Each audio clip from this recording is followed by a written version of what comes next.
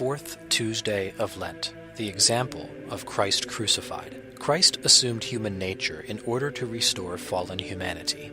He had therefore to suffer and to do, according to human nature, the things which could serve as a remedy against the sin of the fall. Man's sin consists in this, that he so cleaves to bodily goods that he neglects what is good spiritually.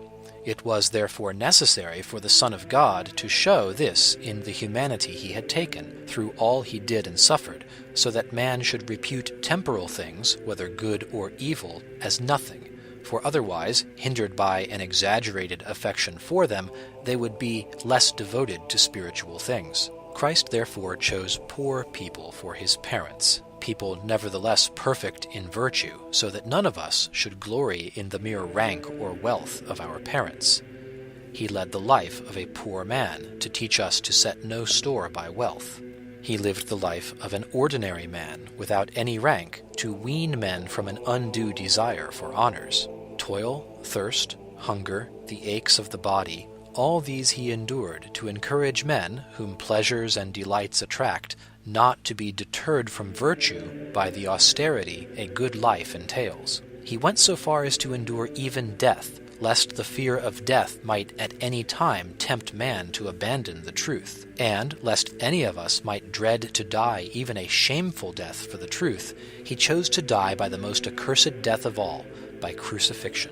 That the Son of God, made man, should suffer death was also fitting for this reason, that by his example he stimulates our courage, and so makes true what St. Peter said, Christ suffered for us, leaving you an example that you should follow his steps. Christ truly suffered for us, leaving us an example in anxieties, contempts, scourgings, the cross, death itself, that we might follow in his steps.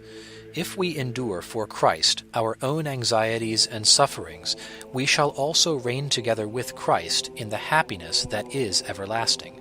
St. Bernard says, "How few are they, O Lord, who yearn to go after thee, and yet there is no one that desireth not to come to thee, for all men know that in thy right hand are delights that will never fail. All desire to enjoy thee, but not all to imitate thee. They would willingly reign with thee, but spare themselves from suffering with thee. They have no desire to look for thee, whom yet they desire to find."